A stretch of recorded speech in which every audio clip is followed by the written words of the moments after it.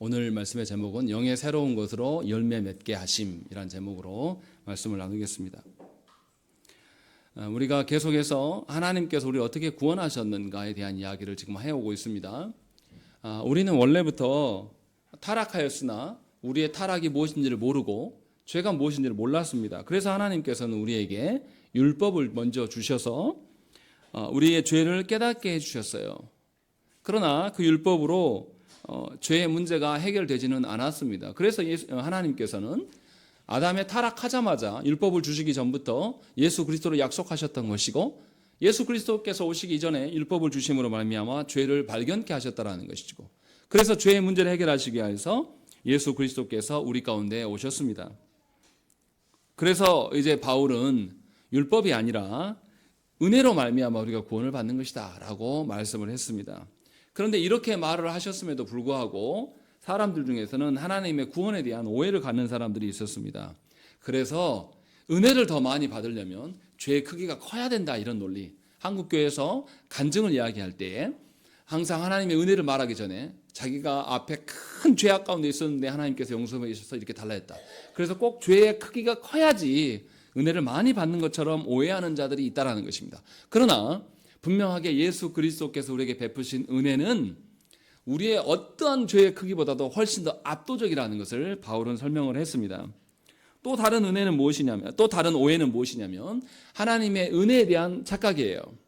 하나님의 은혜가 압도적으로 크기 때문에 내가 이제 하나님으로부터 용서함 받았으니까 이 남은 이후로부터는 내 마음대로 살아도 되고 또 범죄도 되는 거 아니냐라고 하면서 구원파적으로 생각하는 분들이 있습니다. 그런 자들에게 분명하게 하나님의 은혜는 그저 용서함만 받는 것이 아니라 하나님의 의로운 삶으로의 전환이다라는 것을 설명하면서 바울은 그것이 잘못된 것임을 분명하게 밝혔습니다. 그리고 오늘 본문에서 분명하게 또다시 예수 그리스도를 믿음으로 받는 은혜의 의미가 무엇인가를 한 가지 더 추가해서 설명을 합니다. 확실히 그것을 알 수 있는 것이 무엇이냐면 1절을 한번 읽어보십시다. 1절에 어떤 구조로 되어 있는가 한번 보십시다. 1절 읽겠습니다. 시작.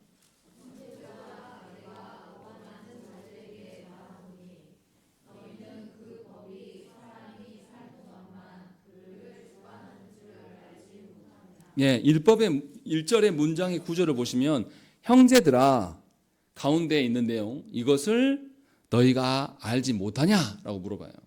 앞에서 이 문장의 구조가 똑같은 게 나옵니다. 6장 16절 말씀 보세요. 거기도 그렇게 나와 있습니다. 너희 자신을 종으로 내주어 누구에게 순종하든지 그 순종함을 받는 자의 종이 되는 줄을 너희가 알지 못하느냐라는 거죠. 너희가 이러이러한 것들을 알지 못하느냐라고 물었어요. 이것이 6장 16절에서 했던 이야기예요. 그래서 모르는 것에 대해서 설명해 주고 있고, 7장 1절도 시작도 보면 형제들아 이러이러한 것들을 너희가 알지 못하느냐라고 물어보고 있어요. 그러니까 하나님의 은혜에 대해서 오해하는 것이 있어서 바울이 지난 시간에 한 가지를 설명을 했고 오늘 본문에서 다시 또 한 가지를 설명하고 있음을 우리는 알 수가 있습니다. 그래서 지난주의 본문과 연계되어 있는 거예요. 하나님의 은혜에 대해서 오해한 나머지 하나님의 구원을 받고도 방종하면서 구원파적으로 살아가는 사람들에게 지난주에 말씀드린 것처럼 예수 그리스도로 말미암아 살아가는 것, 구원받는다는 것은 의의 전환이다라는 것을 설명했고, 이제는 또 다른 것을 설명함으로 방종할 수 없다라는 것을 말하려고 한다는 것입니다. 그 맥락으로 지금 기록을 하고 있어요. 그러니 은혜에 대한 또 다른 특징이 오늘 본문에 보면 나와 있어요. 그것을 우리가 살펴보자는 것입니다. 먼저 바울이 1절부터 3절에서 은혜에 대한 이야기를 하기 전에 갑자기 남편과 아내의 관계에 대한 이야기를 합니다. 한 여자가 혼인함으로 인하여서 남편의 법 아래에 매이게 되는 거 아니냐라고 말을 해요. 그런데 그 여인이 법이 적용되는 것, 남편의 법 아래에 매이는 것은 살아있는 동안에만 그런 것이다 라고 분명하게 밝힙니다. 남편이 죽으면 또는 법의 당사자가 죽으면 우리 사회도 어떻습니까?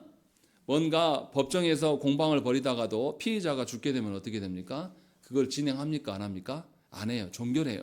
그런 것처럼 분명하게 사람이 죽게 되면 법의 효력과 지배력은 더 이상 발휘되지 않는다라는 것이죠. 그래서 살아있는 동안에만 법의 지배를 받게 된다라고 분명하게 설명하고, 그리고 죽게 되면 법으로부터 자유하게 된다는 것을 전제하고 있습니다. 그래서 요한복음 12장 25절 말씀에서도 자기의 생명을 사랑하는 자는 잃어버릴 것이요 이 세상에서 자기의 생명을 미워하는 자는 영생하도록 보존하리라 라고 말하면서 영생에 대한 개념과 연계해서 지금 설명하려고 하는 것을 볼 수가 있습니다. 그럼 여기서 우리가 먼저 본질적으로 들어가기 전에 왜 아내가 남편의 법에 매인다고만 말하는 것일까? 부부는 동등한 공동체인데 왜 자꾸만 성경에서는 남성 중심적으로 말하냐? 이것은 바울이 너무 잘못된 거 아니냐라고 생각이 들 수가 있습니다. 그런데 우리가 바울이 말씀하는 것이 너무 합당한 것임을 잘 깨달아야 됩니다.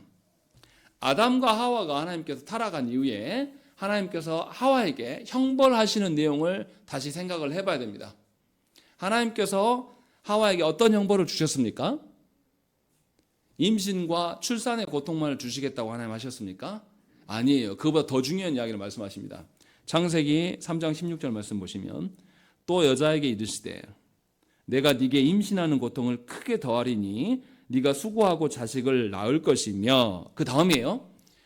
너는 남편을 원하고 남편은 너를 다스릴 것이니라 하시고 라고 말씀하신 거예요. 하와가 먼저 타락하여서 하나님께 타락의 형벌로서 받은 것이 뭐냐면, 여인 네가 남편을 소나기에 놓고 그 남편을 원하지만 실제로 그럴 수 있다 없다? 그럴 수 없고 남편이 오히려 너를 다스리게 될 것이다. 이것이 뭐냐면 여인들에게 준 하나님의 형벌이에요.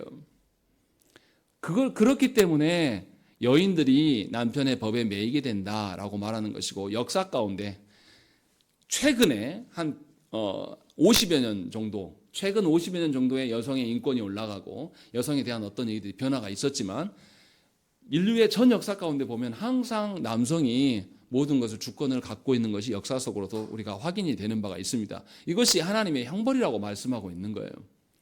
그래서 어떻습니까? 분명하게 누가 더 이 부부관계에서 누가 더 공정을 말하고 싶어 합니까? 남편입니까? 아내입니까? 아내들이에요. 그래서 아내들이 어떻게 합니까? 결혼하면 뭐라고 말합니까? 당신의 말하고 행동하는 것도, 남편의 말하고 행동하는 것도 아내들이 어떻게 해요? 다 자기 손 안에 두려고 하는 거예요. 하나님 말씀대로 여자 너는 남편을 원한다. 남편을 지배하려고 한다. 그러나 그렇게 되지 않는다라는 것이죠. 그래서 어떻습니까? 여성들이 결혼해서 가정의 살림살이를 다 누가 가져야 한다고 생각하는 거죠? 본인들이 가져야 한다고 생각을 하는 거예요. 우리 사회도 그게 기저에 깔려 있는 거죠. 이것이 하나님 형벌이라고 말씀하고 있는 거예요. 그렇지만 남편이 너를 관장하게 될 것이다 라는 것을 하나님 형벌로 보여줘요. 그래서 여성들이 어떻습니까? 더욱더 남성들보다 여성들이 부부간의 동등성을 말하고 싶어하고, 이 범죄함으로 말미암아서 깨어져 버린 부부관계의 불균형에 대해서 여성들이 더 피해를 느끼면서 다시금 이것을 회복하고자 하는 것들이 여성들에게 훨씬 더 많이 드러나는 것이 범죄의 결과라고 지금 말씀하고 있는 거예요. 그래서 어떻습니까? 교회도 어때요? 남성이 많습니까? 여성이 많습니까? 구원을 더 열망하는 쪽이 여성이 압도적으로 많아요. 실제로 보면. 이것이 성경적이다 제가 지금 말씀드리고 있는 거예요. 무슨 말이냐면 여자가 무조건 남편의 발 아래 있어야 한다, 그 뜻이 아니라 범죄의 결과라는 거예요. 하나님께서는 또 아담에게는 다른 형벌을 내리셨죠. 그래서 남편이 어떻게 합니까? 집안을 건사해야 될 책무가 생겨나는 것이죠. 분명하게 이렇게 해서 이 부부관계에 불균형이 생겨난 것이고, 그 결과로 인하여서 남편이 아내를 주관하는 남편의 법이 생겨났다 지금 말씀하고 있는 거예요. 그래서 바울은 남편이 살아있는 동안에 아내가 다른 남자에 갈 수가 없다라고 말하는 것이고, 다른 남자에게 가면 하나님의 형벌을 피하는 자가 되기 때문에 음녀라고 지칭한다라고 밝히고 있는 것이죠. 음녀가 되지 않는 유일한 방편은 뭐냐면 남편이 죽는 거예요. 남편이 죽어서 사라지는 것만이 가능한 것이죠. 그런데 문제는 뭡니까? 남편이 죽는 문제는 사람의 손에 달려 있는 것입니까? 하나님께 속한 것입니까? 생명의 문제는 하나님께 속해 있는 거예요.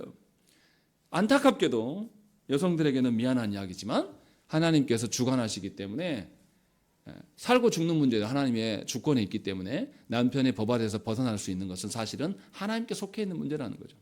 이것을 분명하게 우리에게 보여줍니다. 그래서 부부 관계의 문제에 제3자가 끼어들 수 있습니까? 없습니까? 없어요. 두 사람에 관련된 법이기 때문에요. 그래서 그 사이에 끼어들려고 하고 또 남편의 생명에 대해서 아내가 뭔가를 조작하려고 하는 것은 하나님의 생명의 주관자이심에 대한 도전이에요. 이것은 용납할 수가 없는 일이라는 것입니다. 악한 일이에요. 그래서 우리가 알아야 돼요. 하나님의 백성은 하나님의 율법 아래 놓여 있는데 자기 스스로 그 죄의 권능과 율법의 효력과 그 율법의 억압하에서 벗어날 수가 있습니까? 없습니까? 벗어날 수가 없는 겁니다. 하나님께 달려있는 것이요. 하나님께서 인류에게 율법을 주셨지만 율법으로는 누구도 자유할 수가 없는 것이에요. 오히려 율법을 계속 강조하게 되면 우리 모두가 율법에 매이게 되는 거예요. 붙들리게 되는 것입니다. 그래서 바울은 이 원리를 먼저 우리에게 설명을 합니다. 다시 말하면 뭡니까? 율법의 효력과 율법에 매이게 되는 것을 우리 스스로 해결할 수 있다 없다? 없다라는 것을 지금 말하기 위해서 부부 관계로 지금 설명을 하고 있는 것입니다. 그러면 이제 우리가 죽어야 돼요. 죽을 때만 그 율법의 억압적인 효력에서 벗어날 수가 있는 것입니다. 그런데 4절에서 놀라운 이야기를 해요. 우리 4절 말씀 읽겠습니다. 시작.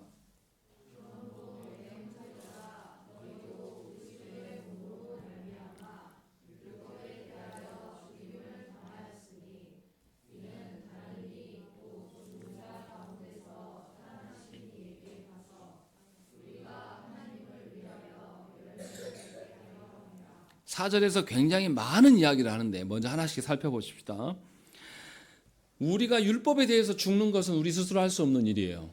그런데 우리가 그리스도와 연합되게 되면 그리스도께서 십자가에서 죽으실 때 함께 우리도 죽게 되어서 우리가 율법의 법에서 자유하게 됩니다. 그런데 죽는 것으로 끝나는 게 아니라 동시에 그리스도와 연합되어 있기 때문에 십자가에서 죽으심과 뭐가 있습니까? 부활하심이 또 있단 말이에요. 그래서 우리는 예수 그리스도와 연합됨으로 말미암아서 율법에 대해서 죽고 새로운 남편 대신 예수 그리스도와 하나 되는 것이 동시적으로 이루어지고 있다라는 것을 바울은 우리에게 말씀하고 있습니다. 다시 말하면 그리스도의 몸으로 죽임당하는 것은 우리가 그리스도와 연합하게 되고 그와 함께 죽음으로 대해서 율법에 대해서만 죽는 것이 아니라 그리스도와 연합되어 살아가기 때문에 우리가 당연히 그리스도의 어떠함을 닮아가게 되고 열매를 맺게 되어 있다라는 것을 우리에게 보여줍니다. 그러니까 앞에서 우리가 그리스도께 속하는 것은 영생한 것이다. 영생을 누리게 되는 것이다라는 것을 우리가 지난주에 본문에서 말씀했는데 거기에다 플러스해서 뭐가 있다라는 것이죠? 그리스도라는 새로운 남편을 통해서 그리스도와 하나 되기 때문에 그리스도가 주신 그 열매를 맺는 자가 되는 것이다 하면서 열매에 대한 이야기가 추가되어 있는 것을 우리가 알 수 있어요. 그러니까 신자가 율법에 대해서 죽는 것은 자기 스스로 할 수가 없는 것이고 주와 함께 죽을 때만 그리고 주와 함께 죽으심으로 말미암아서 우리는 주와 함께 또 사는 자가 돼요. 그래서 율법의 정죄에서 벗어나게 되는 것입니다. 그러니까 우리 스스로 하는 것이 아니라 그리스도에 속해 있을 때 동시적으로 이 두 가지가 같이 일어나는 거예요. 하나님께서 모세를 통하여서 하나님의 율법을 우리에게 주셨어요. 그런데 주시기 전부터 우리는 아담의 범죄함으로 인하여서 그 율법의 억압 아래 놓여 있어요. 우리는 아무것도 할 수가 없습니다. 우리는 율법 앞에서 무능한 것을 확인할 수밖에 없어요. 그런데 그리스도께서 그 죄와 율법의 영향력을 걷어내시고 우리로부터 자유케 하시는 것을 허락해 주실 뿐만 아니라 그리스도와 함께 됨으로 말미암아서 그렇게 무기력하고 무능한 우리들이 자유하게 된 이후부터 또 함께 그리스도와 함께 살아감으로 인하여서 그리스도의 부활을 맛보면서 새 생명을 얻을 뿐만 아니라 새 생명에 얻은 결과로 생명이 있기 때문에 우리가 자라가고 열매를 맺지 않겠습니까? 그 열매가 맺는 것이 당연한 것이다 라고 지금 바울은 이야기를 하고 있는 거예요. 그런데도 수많은 조국교회 성도들, 저와 여러분들이 어떤 착각을 벌이고 있냐면 내가 그냥 하나님께 죄 용서만 받으면 된 거 아니냐라고 거기에 머물러 있는 분들이 너무나 많다라는 것이에요. 바울은 그래서 그리스도와 연합되는 것은 죄 용서뿐만 아니라 그리스도와 함께 살기 때문에 영혼을 영원을 노래할 수가 있게 되고 영생을 말할 수가 있게 되는 것이고, 그래서 우리의 삶은 영원을 향해 있는 것이고, 또 우리의 삶에서 함께 의로운 삶으로 인하여서 열매가 맺어지는 것이다 라는 것을 분명하게 밝히고 있는 것입니다. 그러니까 참으로 구원받은 사람이라면 같이 동신적으로 동반이 되는 거예요. 죄사함의 은혜도 누리지만 그리스도와 함께 의로운 삶을 삶으로 삶의 결과로 인해서 열매 맺는 것, 이것이 동반되어져 가고 있다라는 것을 말씀하고 있어요. 그러니 여러분 자신의 영혼이 하나님 앞에서 그리스도와 함께 구원받은 영혼인지를 돌아보려면 이 세 가지를 점검하는 거예요. 내가 죄로부터 자유한 자인가? 또한 내가 그리스도와 함께 살고자 함이 내 안에 있는가? 또 그리스도께서 보여주시는 그 열매가 우리 안에 존재하는가? 라는 것을 살피라는 거죠. 분명히 예수께서 율법을 완성하고 성취하셨어요. 다 마치셨단 말이에요. 더 이상 우리가 이제 율법에 매이지 않고 우리는 그래서 하나님을 사랑함으로 주의 말씀을 지키는 방식으로 달라졌습니다. 어쩔 수 없이 처벌받고 싶지 않아서 그것을 지키는 것이 아니라 하나님을 사랑하기 때문에 그렇게 살아가는 거예요. 그렇지 않습니까? 부부간에 진짜 사랑하면 어떻게 해요? 저희 집도 그런 게 있어요. 암암리에 아내가 할 부분이 있고 제가 해야 될 부분이 이제 둘이 합의돼 가지고 어느 정도 있어요. 근데 그거를 정확하게 지킵니까? 이것은 남편이 할 일이니까 내가 시간이 있어도 나 해줄 수 없어. 그러면서 모른 척 합니까? 그러지 않아요. 때로는 아내가 아프다든지 아니면 아내가 뭔가 어디 출타하고 없으면 아내가 할 일이어도 돌아오면 피곤하겠구나. 내가 더 해줘야 돼 하면서 그 이상의 것들을 생각하는 거죠. 마찬가지로 그리스도 안에서 그리스도를 닮아가는 것은 법대로가 아니에요. 율법대로 딱딱하게 그렇게 살아가는 것이 아니라 율법에서 자유하여서 사랑하기 때문에 기꺼이 그 상대가 원하는, 상대가 기뻐하는 것을 닮아가면서 그 안으로 들어가는 것이죠. 그러할 때에 상대를 더 이해할 수 있고 상대를 더욱 사랑할 수가 있게 되는 것입니다. 그러니까 그리스도와 연합되어서 우리가 구원받은 신자라면 우리는 하나님을 사랑하는 거예요. 우리 방식대로가 아니라 하나님이 원하는 방식으로. 그래서 하나님의 어떠하심을 소망하게 되는 것이죠. 분명히 예수께서 우리에게 그것을 가능하도록 우리와 하나 되게 하셨단 말이에요. 호세아서 2장 19절과 20절 말씀에 뭐라고 되어 있냐면 내가 네게 장가들어 영원히 살되 공의와 정의와 은총과 긍휼이 여김으로 네게 장가들며 진실함으로 네게 장가들리니 네가 여호와를 알리라 이렇게 말씀하고 있어요. 예수께서 죄인된 우리들의 죄의 용서를 다 행하시고 우리와 함께 혼인하심으로 우리가 한 몸이 되어져요. 그러면 우리 안에 어떤 일이 일어나냐면 예수만 갖고 계셨던 그 공의와 정의와 은총과 자비와 진실함이 예수님으로 말미암아서 우리에게 적용되어지고 우리가 깨닫게 되는 것이죠.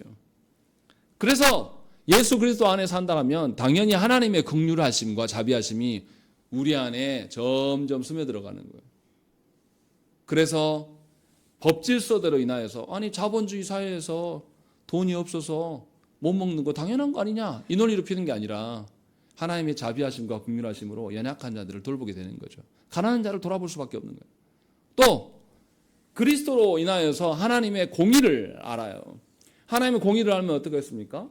세상 속의 법대로가 아니라 법을 초월하는 하나님의 그 법으로 말미암아서 하나님이 그것을 사랑하시기 때문에 세상의 불의한 일에 대해서 나를 희생시키며 나아갈 수가 있게 되는 거죠. 이것이 당연한 그리스도의 모습이어야 된다는 거예요. 그러니까 그리스도인들이 머무는 곳에는 그 사람들끼리 세워놓는 어떤 법질서를 뛰어넘는 하나님의 공의와 긍휼과 자비하심과 선하심이 그리스도로 통하여서 드러나게 되는 거예요. 그리스도인들로 통하여서. 그런데 과연 우리 사회가 그러냐 이 말이죠. 오히려 우리는 어떤 사랑을 말합니까? 세상에서 말하는 사랑을 말할 때가 너무나 많아요. 안타깝게도 결혼 정년기에 든 이 청년들이 말해야 될 사랑은 어떤 사랑입니까? TV에서 나오는 말도 안 되는 그런 사랑이 되면 안 돼요. 세상에서 유행하는 이 시대에 요구하는 그런 사랑의 기준을 말한다면 여러분 그리스도인들이 아니에요. 내가 꿈꾸고 소망하는 가정은 성경에서 하나님께서 처음 아담과 하와를 창조하셔서 한 몸 되게 하셨던 그 사랑, 바울이 서신서에서 말하는 가정의 부부됨이 무엇인가? 그리스도께서 교회를 사랑하신 것처럼 그 두 사람이 하나 되는 그 사랑을 말해야 돼요. 그러면 그 사랑은 어떻겠습니까? 세상에 말하는 사랑이 아니라 공의로운 사랑이에요. 내 배우자가 불의한 방법으로 두 사람의 어떠한 유익을 챙기는 그런 사랑을 거절할 수 있어야 되는 것이고, 또 정의로운 사랑이어야 될 수밖에 없는 거예요. 또 하나님의 은혜 베푸시는 사랑이에요. 아까도 말씀드렸지만 하나님의 은혜라는 건 우리가 당연히 받아야 됩니까? 아니에요. 하나님이 값없이 주시는 선물이에요. 그러니까 배우자를 향한 사랑이라는 것은 하나님이 우리에게 값없이 주시는 선물인 것처럼 당연히 받아야 될 게 아니에요. 귀하게 여기고 귀하게 드릴 수 있는 그런 부부간의 사랑이 드러나는 거예요. 또 하나님께서 우리를 자비하셨던 그 사랑이 가정 안에서 드러나는 것이 정상이라는 것이죠. 당연히 이러한 모습이 믿는 자에게, 구원받은 자에게 드러나는 것이 정상이다. 바울은 그것이 열매다. 바울은 우리에게 지금 말씀하고 있는 거예요. 그러니 우리 교회 안에 있는 결혼 정년기에 있는 청년들이 말하는 사랑은 그런 것이어야 됩니다. 엉터리같이 이 시대에 직장이 뭐냐, 키는 몇이냐, 예쁘냐, 이것이 하나님 말씀하신 사랑과 무슨 상관이 있습니까? 그런데 처참할 정도로 우리는 그것에 물들어 있습니다. 하나님의 사랑이 어떠함이 없어요. 다시 말하면 우리는 그리스도와 연합되어 있는데도 아무런 영향을 받지 않습니다. 진실로 하나님의 사랑을 안다라면 어떻게 하겠습니까? 하나님이 말씀하시는 그 아름다움을 우리가 추구해 갈 거예요. 우리가 그렇게 하나님 말씀하시는 아름다움 그대로 설 수는 없겠으나 하나님 말씀하시는 아름다움과 선하심을 노래하면서 걸어갈 거예요. 그러니까 우리가 어른된 먼저 된 우리들이 그리스도의 연합됨으로 말미암아 드러나는 그 아름다움과 선함과 거룩함과 하나님 사랑함이 세상과 다른 것임을 구별되게 우리가 드러내 보여줘야 돼요. 그럴 때 우리 자녀들이 어떻겠습니까? 하나님 안에서의 사랑이 세상과 전혀 다른 것임을 인정하게 되고 세상을 따라가지 않게 되는 거예요. 그것을 지금 말씀하고 있는 겁니다. 그래서 하나님 뭐라고 하십니까? 그냥 사랑하라고 합니까? 하나님 뭐라고 하십니까? 원수를 사랑하라고 말씀하시고, 우리는 그 말씀 듣고 뭐라고 합니까? 못해요. 하나님 어떻게 원수를 사랑한답니까? 나를 이 모양으로, 나를 이 아이에게 이렇게 상처를 주고 나에게 이렇게 아픔을 주고 평생에 내가 그 상처로 씻을 수 없는 상처가 있는데 어떻게 하나님 원수를 사랑하라고 하십니까? 하나님 해도 너무합니다. 도리어 우리는 그렇게 말한단 말이에요. 왜 그렇습니까? 그리스도와 연합되어서 드러나는 하나님의 어떠하심이라는 것은 우리의 능력이나 우리의 힘으로 행하는 것이 아니에요. 그리스도께서, 삼위 하나님께서 우리 안에 행하셔서 드러나는, 삼위 하나님께서 주신 것에 대한 열매, 우리가 만들어내고 우리가 구현하는 열매가 아니라 그리스도의 성품으로부터 흘러나오는 그 열매가 우리 안에 드러나는 것이에요. 그런데 그것을 깨닫지 못하고 도리어 우리는 뭐라고 하냐면 하나님 왜 불가능한 것을 하라고 하십니까? 라고 말씀하는 거예요. 그런데 생각을 해보십시오. 하나님의 사랑과 어떠함이 언제 드러나겠어요? 내 능력으로 충분할 때 드러나겠습니까? 내 능력이 없을 때 드러나겠습니까? 내 능력으로 해결할 수 없을 때, 나의 능력을 초월한 상황이 드러날 때만 하나님의 사랑이 더 잘 드러나는 거예요. 그래서 그리스도인들은 고난받을 때, 그리스도인들은 압제받을 때, 그리스도인들은 아무것도 없는 그 속에, 광야 같은 그곳에 내던져졌을 때, 우리 힘으로 할 수 없는 상황이 비춰질 때만 하나님의 전능하심을 훨씬 더 선명하게 보는 거예요. 그래서 그리스도인들에게 고난이 유익이에요. 그래서 그리스도인이 고난 자체가 유익이라는 것이 아니라 고난을 통해서 나의 한계를 보게 되고 내 상황이 나의 한계를 뛰어넘는 상황이기 때문에 누구밖에 하실 수가 없어요. 삼위 하나님만이 그리스도께서 보여주신 것만으로 할 수밖에 없음을 보게 된다는 것이죠.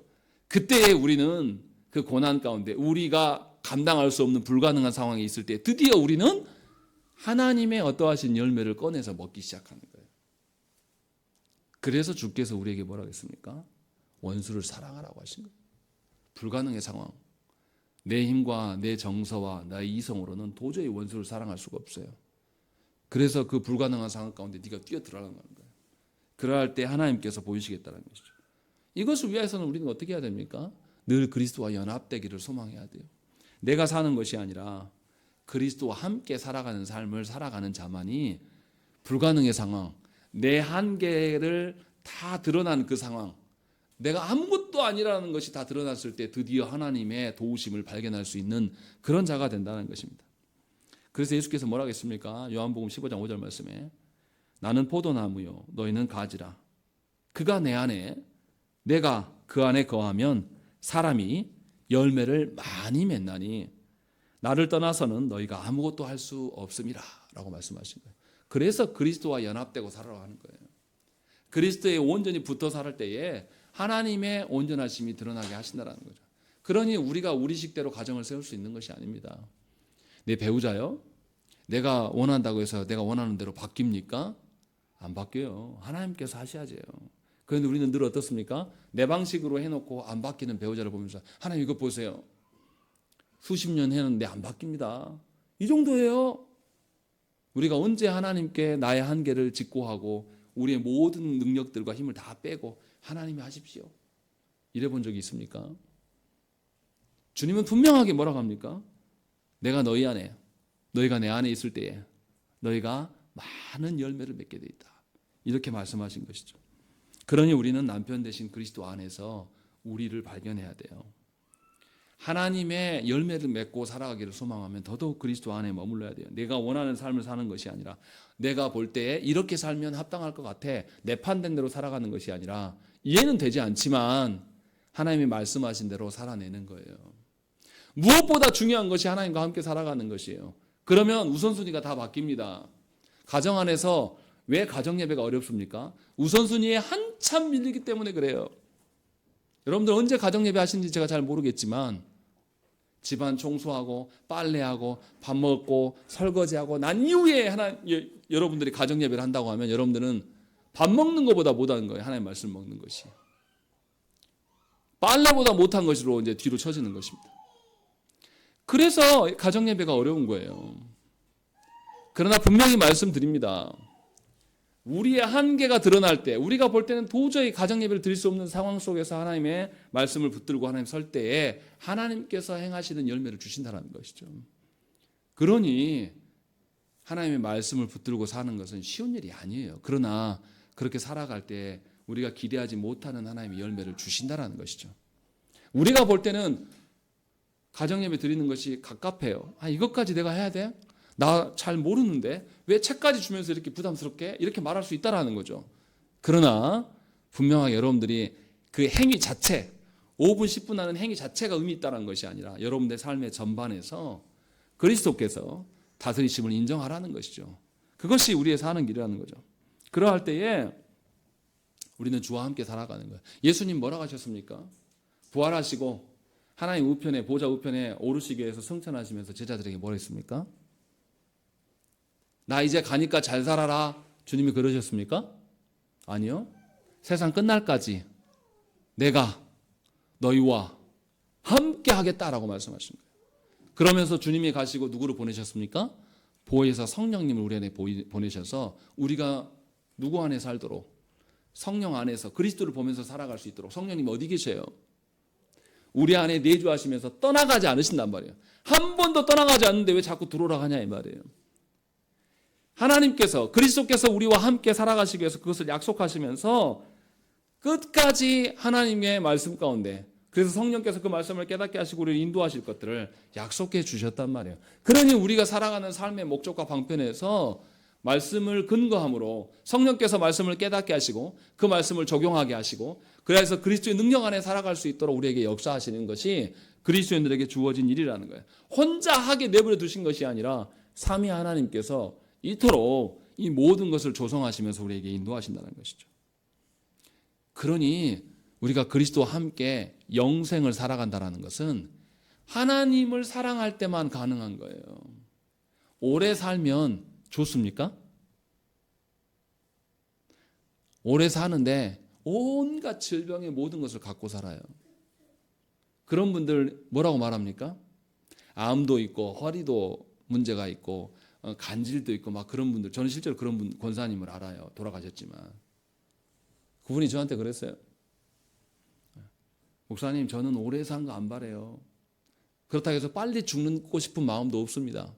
하나님이 살게 하시는 동안에 내가 질병에 굴복당하지 않고 나는 의연하게 주의 이름 부르다 그렇게 가고 싶습니다. 그렇게 항상 말하고 실제로 그렇게 사시다가 쓰러지시고 딱 이틀인가 있다가 돌아가셨어요. 딱 하루 정도 앓다가 그냥 가셨어요. 그 믿음대로 된 것을 보았어요. 무슨 말입니까?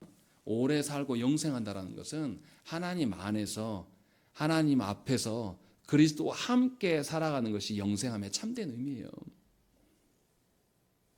우리가 그리스도인으로서 영생을 바라보고 산다는 것은 그리스도와 함께 그리스도를 닮아가서 그리스도께서 보여주시는 그 열매를 먹고 마시면서 살아가는 것이에요. 그것이 영생이에요. 구원받았다고 말하면서도 여전히 그리스도가 아니라 세상의 질서의 것들을 그 열매를 따먹고 싶어하고 사람들의 인정에 그 인종 욕구에 시달려가지고 그렇게 사는 것은 외로울 수밖에 없어요. 그렇게 사는 게 뭐가 좋습니까? 그것에 대해 지금 말씀하고 있는 거예요. 그러니 하나님 앞에서 살아갈 때, 하나님 앞에서 살아간다는 의미는 뭡니까? 우리가 무능하고 우리의 힘으로 할 수 없는 불가능의 상황을 마주할 때라야 우리는 하나님의 사랑을 더 보게 되는 것이죠.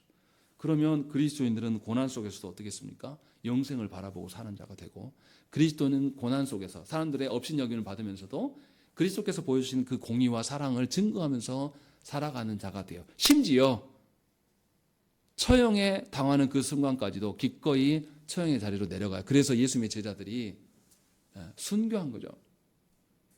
바울도 그래서 죽음의 자리까지 내려가는 거예요. 그리스도를 닮아서 죽음의 자리로 가기를 소망했고 실제로 그렇게 산 것이죠.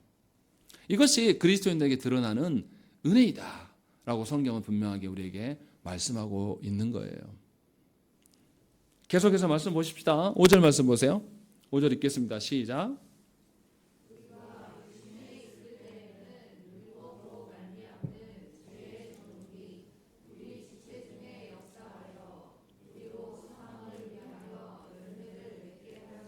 예, 바울도 합니다.